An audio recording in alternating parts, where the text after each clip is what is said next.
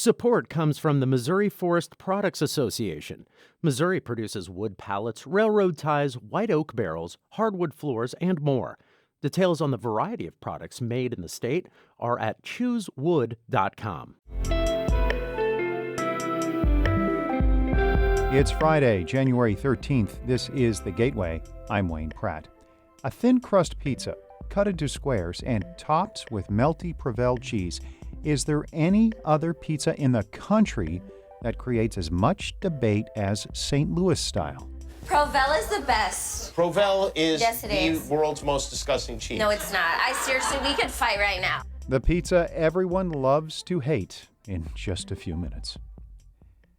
A deal to sell 2 furnaces at Granite City's steel mill may not be imminent. St. Louis Public Radio's Will Bauer reports the sale may not happen without the blessing of the Steelworkers Union. Language in the union's contract allows them final approval of a sale. The prospective deal, announced this summer by Pittsburgh-based U.S. Steel, would sell furnaces to neighboring business SunCoke Energy to convert them into a different facility.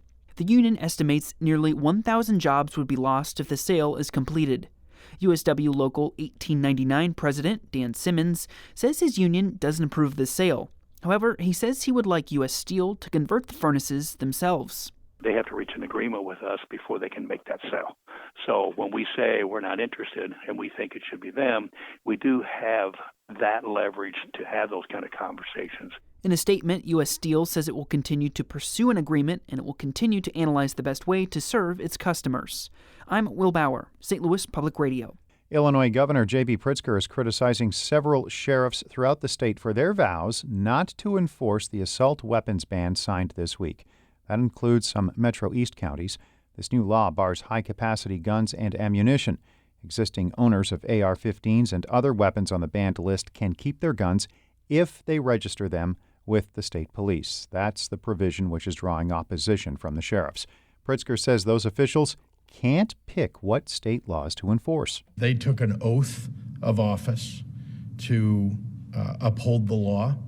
As law enforcement, that's their job, and I expect them to do that job. Dozens of sheriffs have issued statements denouncing the assault weapons ban, including those in Madison, St. Clair, and Macoupin counties. A new state-of-the-art veterans home in Quincy is taking shape 7 years after Legionnaire's disease began killing residents.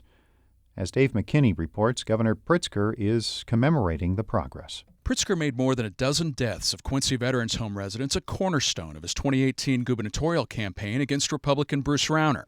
That came after WBEZ reporting exposed cover-ups by Rauner's administration and triggered several changes in state law. A nearly $300 million replacement facility designed to be Legionnaires-free is nearing completion, and Pritzker was there to observe the final beam being laid. I think it sends a message to veterans everywhere in the country that this is a state that cares for the men and women of our military. Construction is scheduled to be completed by February 2024. This is Dave McKinney. Republican and Democratic leaders in the Missouri Senate agree on the need for another round of pay raises for state workers. Governor Mike Parson wants to give state workers an 8.7% cost of living adjustment.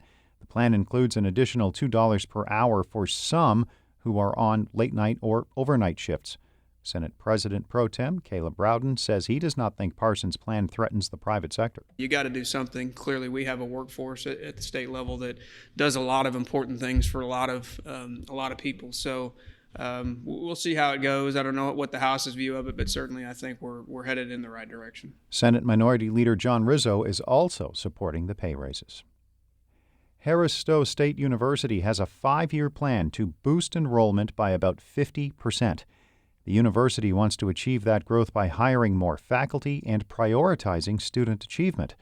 St. Louis Public Radio's Andrea Henderson reports. Harris Stowe is focusing on retaining students, adding science and technology programs, and extracurricular activities. Its strategic plan comes 2 months after the Higher Learning Commission notified Harris Stowe that its accreditation is in jeopardy. The commission asked the university to clarify its metrics for student academic outcomes and graduation rates. Harris Stowe President LaTanya Collins-Smith says the notice helped the university better plan for the future. As we look at our strategic plan, we're beginning beginning with evaluating our practices, evaluating who we are, who we want to be. Colin Smith says the plan will help Harris Stowe attract students and compete with other universities. I'm Andrea Henderson, St. Louis Public Radio.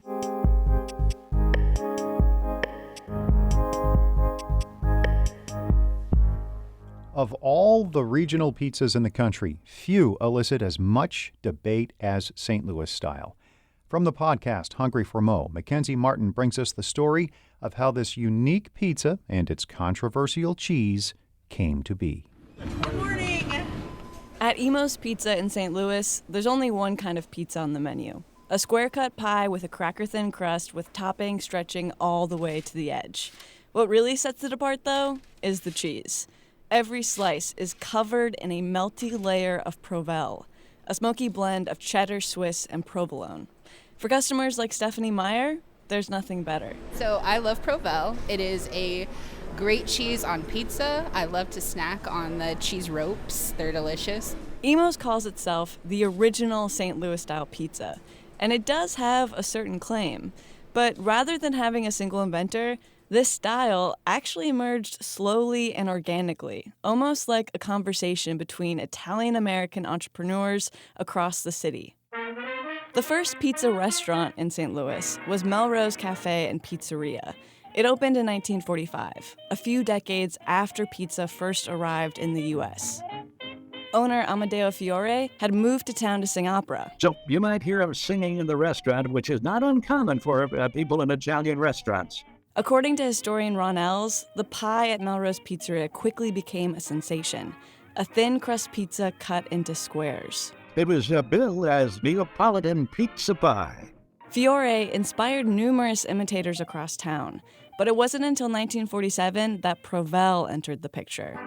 See, Tony Costa, a grocery owner in St. Louis, and J.S. Hoffman Company, a Chicago food importer, wanted to create an entirely new cheese, capable of maintaining a melty, creamy texture when cooled. They even got it patented. And that's why St. Louis-style tastes exactly as good the next day. The cheese never congeals. Elle says Provel made its pizza debut in 1953 at a spot called Luigi's. There wasn't a big sign, we use Provel cheese. You didn't know what it was, just had a different kind of cheese. But you could also get mozzarella there. Provel didn't catch on in a big way until a decade later, when Ed and Margie Emo opened Emo's Pizza in 1964. Provel cheese topped every single one of their pizzas, which featured a cracker-thin and unyeasted crust. And, like Melrose Pizzeria, it was cut into squares. These days, you can get square party-cut pizza in Midwestern cities like Chicago or Columbus. So Provel is arguably the element that defines the St. Louis style. Here's Emo spokesperson Mandy Manley. We love it because it has a low melting point. And so when it goes into the oven, it turns into this ooey, gooey, creamy, cheesy mixture that, oh my gosh, when you pull a piece off, you don't get the same stretch that you would with mozzarella, but the cheese stays on the slice. Aside from the Emo's locations scattered across the region, though, Provel still lives almost exclusively inside the city of St. Louis. And for every person who loves this cheese, there are plenty of others who compare its consistency to glue, candle wax, or plastic. Provel is the best. Provel is Yes, it the is. world's most disgusting cheese. No, it's not. Seriously, we could fight right now. That's talk show host Jimmy Kimmel arguing with Olympian Simone Biles. As you can see, this debate stretches far beyond the borders of Missouri. National food writer Kenji Lopez-Alt has traveled across the U.S. sampling all varieties of regional pizzas. And he says an interesting thing happened when he drove through St. Louis. So everybody thinks that their town has the best pizza, but St. Louis was the only town I've seen where there were equal parts people who seemed to love it and also people who kind of apologized before I even tried it for the first time. It only took one trip for Kenji to declare a side, proudly pro-Provel. He jokes that St. Louis style sort of tastes like pizza-flavored nachos.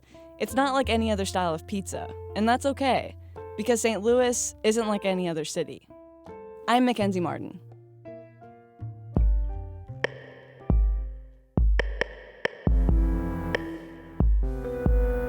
Hungry for Mo is produced by KCUR in Kansas City. Support comes from the Missouri Humanities Council. No Podcast Monday. We are taking the day to observe the Martin Luther King Jr. holiday. The Gateway is a production of St. Louis Public Radio, a listener-supported service of the University of Missouri St. Louis. Music by Ryan McNeely of Adult Fur. I'm Wayne Pratt.